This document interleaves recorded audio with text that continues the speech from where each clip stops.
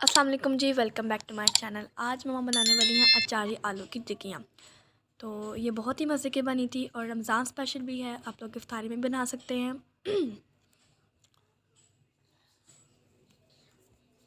अस्सलाम वालेकुम। क्या हाल चाल आप सबका। तो हमने 1 किलो आलू लिए, उसको धो के हमने उबाल लिया, फिर उसके छिलके उतारे। छिलके उतार के फिर हमने उसको इसमें हमने डाला 3 से 4 हरी प्याज और सूखी मेथी और हरा धनिया। ठीक है, ये आप अपने टेस्ट के मुताबिक। ये हमने लिया सब्जियों का अचार जो हमने पहले बनाया था, वो मैं लिंक डिस्क्रिप्शन में डाल दूँगी, आप जाके देख सकते हैं। हाँ, उसको मैंने क्रश कर लिया ताकि इसके वो चम्स ज़्यादा मुंह में ना आए। ठीक है, फिर इसको ये भी चार हमने 2 से 3 चम्मच अचार के डाले हैं, इससे बहुत अच्छा टेस्ट आया क्योंकि सब्जियां भी थी, शलजम गाजर वगैरह। तो 1 चम्मच हमने भर के नमक का डाला। उसके बाद 2 चम्मच हमने भर के धनिया और ज़ीरे के डाले। साबुत धनिया ज़ीरा डालना है, पिसा हुआ नहीं डालना, क्योंकि साबुत धनिया ज़ीरा से ज़्यादा टेस्ट अच्छा आता है। फिर साबुत पिसी हुई सुरख मिर्च और 1 चम्मच हमने डाला तिक्का मसाला और 1 चम्मच हमने डाला मोटी कुटी हुई मिर्च। अब इसको हमने अच्छे से इसको मसल लेना और इसको बिल्कुल इसका वो मसल के इसको इन सारी चीज़ों को हमने मिक्स कर लेना है। अच्छे से मिक्स करेंगे क्योंकि हमने आलू एक दिन पहले उबाल लिए थे, क्योंकि नायाब आ रही थी, तो मैंने कहा चलो इसकी थोड़ी सी तैयारी कर लेते हैं। तो अगर फ्रेश फ़ौरन से आलू उबालें तो फिर वो ज़्यादा सॉफ्ट होते हैं, इसलिए मुझे थोड़ा सा टाइम लगा। और ये मेरी बहन आ गई थी हेल्प करवाने के लिए मम्मा की। और तो वैसे बहुत ही मज़े की और टेस्टी बनी, बहुत लाजवाब बनी। आप रमज़ान में इसको ज़रूर ट्राई करें। ये और सुबह हो चुकी थी और मैं स्कूल जाने की तैयार थी, तो मैंने कहा आके शूट कर दूँगी मम्मा बाकी का।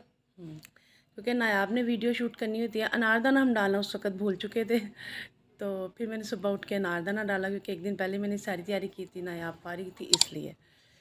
तो फिर हमने इसकी टिक्कियाँ बनाई हैं, देखें। ये वीडियो मेरी बड़ी बहन ने शूट की थी, जो मैं ट्यूशन गई थी, उनके मेरे पेपर स्टार्ट हैं। तो ये बहुत मज़े की बनी, आप इसे ज़रूर ट्राई करें। और हमें कमेंट सेक्शन में बताइएगा। और सब ने बहुत पसंद की। इसकी दादों को भी भेजी, दादों वैसे भी इनकी दादों को मेरे हाथ के खाने बड़े पसंद हैं और वो लाजमी तारीफ़ करती हैं। तो उन्होंने भी कहा कि अचार के साथ इसका बहुत अच्छा टेस्ट आया है, और ख़ास तौर पे सब्जियों के अचार के साथ। इधर हम इसका बेसन बनाएंगे। आप चाहें तो बेसन हम बेसन में बनाएंगे, क्योंकि बस बेसन में ज़्यादा खस्ता बनती हैं। अंडे और ब्रेड क्रम्ब से तो इसको उसकी हम दूसरी बनाएंगे, रमज़ान में बनाएंगे हम उसकी अलग से एक रेसिपी बनाएंगे।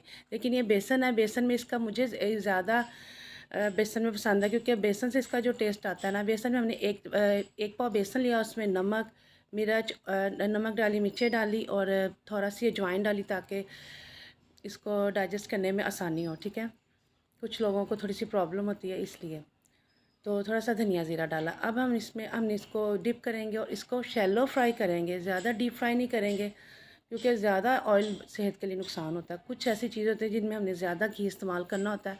कोशिश करें से कम ऑयल में बच्चों को हेल्दी खाना दें। तो जैसे ये एक तरफ से रेड होंगी, हम इसकी साइड चेंज करेंगे, क्योंकि सारी चीज़ें अंदर से पकी हुई हैं।